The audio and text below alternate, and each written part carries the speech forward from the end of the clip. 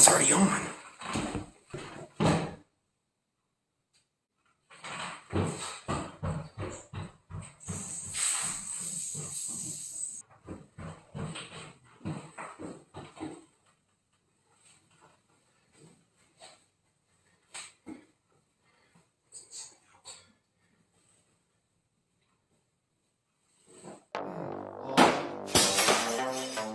Bible time!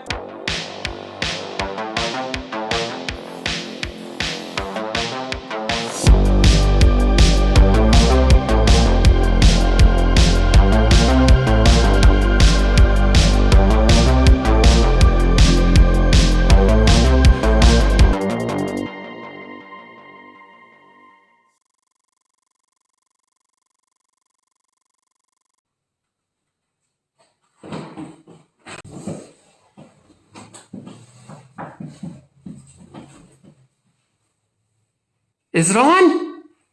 Is it on? Okay.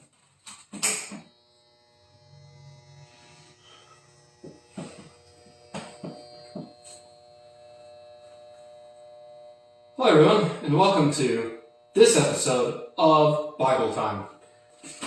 Today we're in Job. Did I do like this? I don't know. Anyways, it's a good book.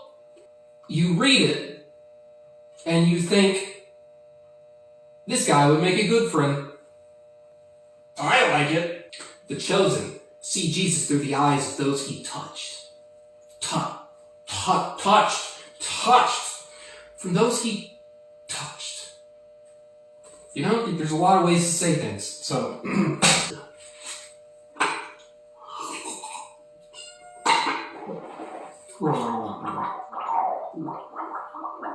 Basically, Job wants to take God to court and charge him as guilty.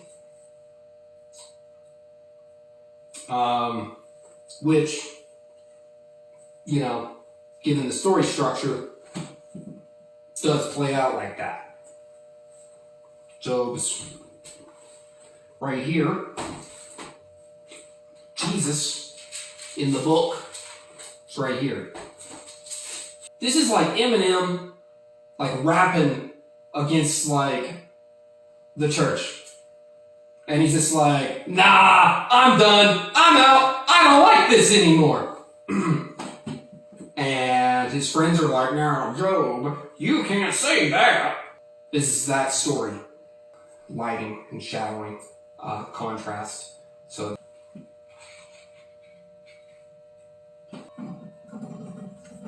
the story of Job in the Bible was the first story that I had ever read.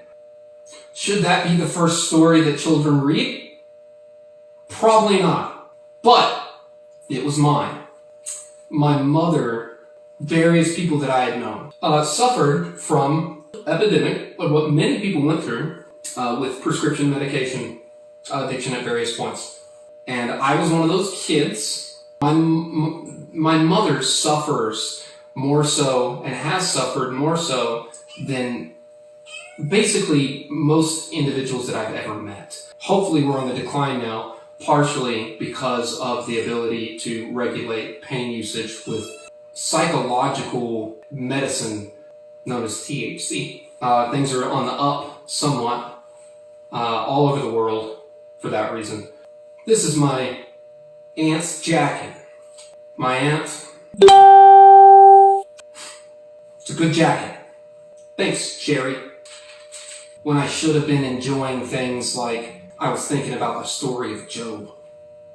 My mind infatuated with this guy Job.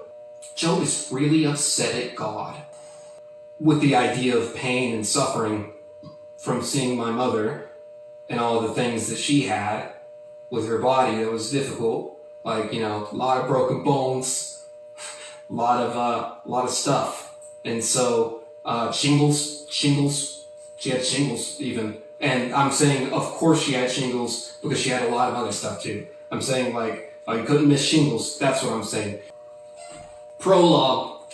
In the land of Uz, there was a man whose name was Job. This man was blameless and upright. He feared God and shunned evil. He had 7 sons and 3 daughters, and he owned 7,000 sheep, 3,000 camels, 500 yoke of oxen, 500 donkeys, and had a large number of servants. He was the greatest man among all the people of the East. His sons used to hold feasts in their homes on their birthdays, and they would invite their 3 sisters to eat and drink with them. When a period of feasting had run its course, Job would make arrangements for them to be purified. Early in the morning, he would sacrifice a burnt offering for each of them, thinking, perhaps my children have sinned and cursed God in their hearts. This was Job's regular custom. One day, the angels came to present themselves before the Lord, and Satan also came with them. The Lord said to Satan, "Where have you come from?" And Satan answered the Lord, "From roaming throughout the earth, going back and forth on it." Wow, that was bad. Should I be reading it, or should I look up? According to prose that I used to do, I should be looking up. But I mean, that really is pretty awkward. That's an awkward way to do that. If you were listening to somebody in a Bible study, would they be like, looking at you whenever they're reading the lines? Probably not. Then the Lord said to Satan, "Have you considered my servant Job? There is no one on earth like him. He is blameless and upright, a man who fears God and shuns evil. Does Job fear God for nothing?" Satan replied, "Have you put not a hedge around him and his household and everything he has? You blessed the works of his hands, so that his flocks and herds are spread throughout the land, and you stretch your hand and strike everything he has. And he will surely curse you to your face." And the Lord said to Satan, "Very well, then everything he has is in your power. But on the man himself, do not lay a finger." Then Satan went out from his presence of the Lord. One day, when Job's sons and daughters were feasting and drinking wine at the oldest brother's house, a messenger came to Job and said, "The oxen were plowing and the donkeys were grazing nearby, and the Sabaeans attacked and made off with them. They put the servants to the sword, and I am the only one who has escaped to tell you." While he was still speaking, another messenger came and said, "The fire of God fell from heavens and burned up the sheep and the servants. I am the only one who escaped to tell you." While he was still speaking, another messenger came and said, "The Chaldeans formed raiding parties and swooped down on your camels and made off with them. They put the servants to the sword, and I am the only one who escaped to tell you." While he was still speaking, yet another messenger came and said, "Your sons and daughters were feasting and drinking wine at the oldest brother's house, when suddenly a mighty wind swept through in the direction and struck the 4 corners of the house. It collapsed on them, and they are dead. And I am the only one who escaped to tell you." At this, Job got up, tore his robe, and shaved his head. Then he fell to the ground in worship and said, "Naked I come from my mother's womb, and naked I will depart. The Lord gave, and the Lord has taken away. May the name of the Lord be praised." In all this, Jacob did not sin by charging God with the wrongdoing. 2. On another day, the angels came to present themselves before the Lord, and Satan came with them to present himself before him. And the Lord said to Satan, "Where have you come from?" Satan answered the Lord, "From roaming throughout the earth, going back and forth on it." Then the Lord said to Satan, "Have you considered my servant Job? There is no one on earth like him. He is blameless and upright, a man who fears God and shuns evil. He still maintains his integrity. Throughout you incited me against him, to ruin him, without any reason." Skin for skin, Satan replied.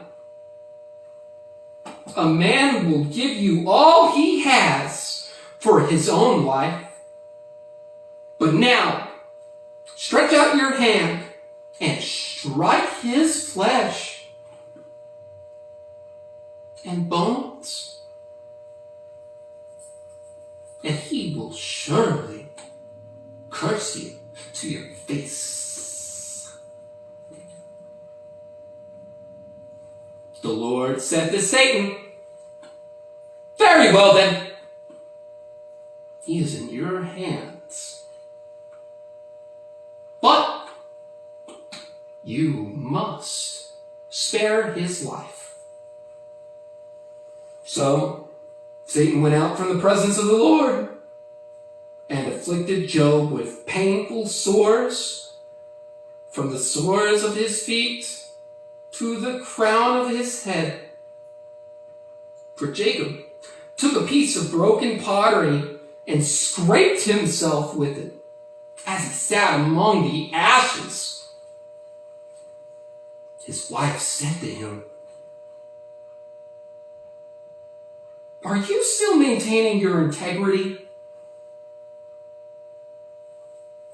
Curse God and die." He replied,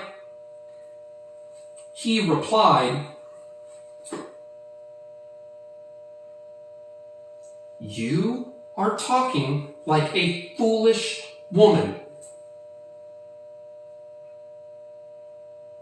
Shall we accept good from God and not trouble?"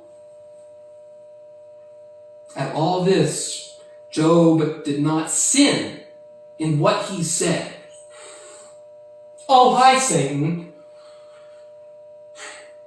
When Job's three friends, Elisaph and Temanite and Baldad, the Shahit and Zophar and Namathite, heard all about the troubles that come upon him, and they set out from their homes to meet together by agreement and go and sympathize with him and comfort him. When they saw him from a distance, they could hardly recognize him. They began to weep aloud, and they tore their robes, and they sprinkled dust on their heads. Then they sat on the ground with him for 7 days and 7 nights. No one said a word to him, because they saw how great his suffering was. Those sound like fantastic friends. However, as we come to find out, they may not be giving the very best advice. This is Eliphaz speaking. Then Eliphaz, the Temanite, replied, "If someone ventures a word with you, will you be impatient? Because you can keep from speaking. Think how you have instructed many, how you have straightened feeble hands. Your words have supported those who stumble. You have strengthened flattering knees. But now trouble comes and you're discouraged. It strikes you, and you're dismayed. Should not your piety be your confidence, and your blameless ways your hope? Consider now how being innocent has ever perished, where were the upright ever destroyed. As I have observed, those who plow evil and those who sow trouble reap it. At the breath of God, they perish. At the blast of his anger, they are no more. The lions may roar and growl, yet the teeth of the greatest lions are broken. The lion perishes for a lack of prey, and the cubs and the lions are scattered. A word was secretly brought to me, in my ears caught whisper of it. Among distinguishing dreams in the night, when deep sleep fell on the people, fear and trembling seized me and made all my bones shake. A spirit glided past my face, and the hair on my body stood on end. It stopped, but I could not tell what it was.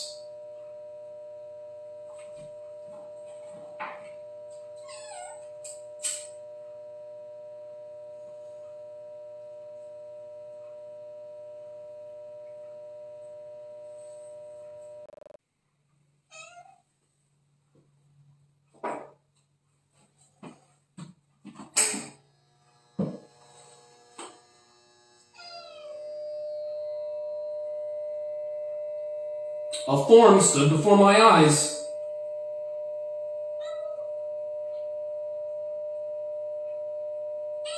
And I heard a hushed voice. Can a mortal be more righteous than God? Can a strong man be more pure than his Maker? If God places no trust in his servants, if he charges his angels with error, how much more those who live in houses of clay, whose foundations are in the dust, who are crushed more readily than a moth. Between dark and dusk, they are broken into pieces, unnoticed and perish forever. Good gosh. Are not the cords on their tents pulled up so that they die without wisdom? Shut up, Diablo! Please stop meowing, Diablo. Diablo, please stop meowing.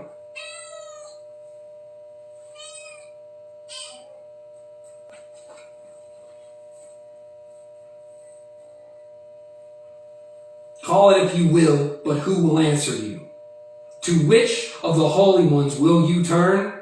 Resentment kills a fool, and envy slays the simple. I myself have seen a fool taken root. His children are far from safety, crushed in court without a defender. A hungry custom, his harvest, taken even from amongst the thorns, and the thirsty plant after his wealth, for hardship does not spring from the soil, nor does trouble sprout from the ground. Yet man is born to trouble, as surely sparks fly upward. But if I were you, I would appeal to God. I would lay my case before him. He performs wonders that cannot be fathomed, miracles that cannot be counted. He provides rain on the earth. He sends water to the countryside. The lowly he sets on high, and those who mourn are lifted to safety. He thwarts the plans of the crafty so that their hands achieve no success. He catches the wise in their craftiness, and the schemes of the wily are swept away.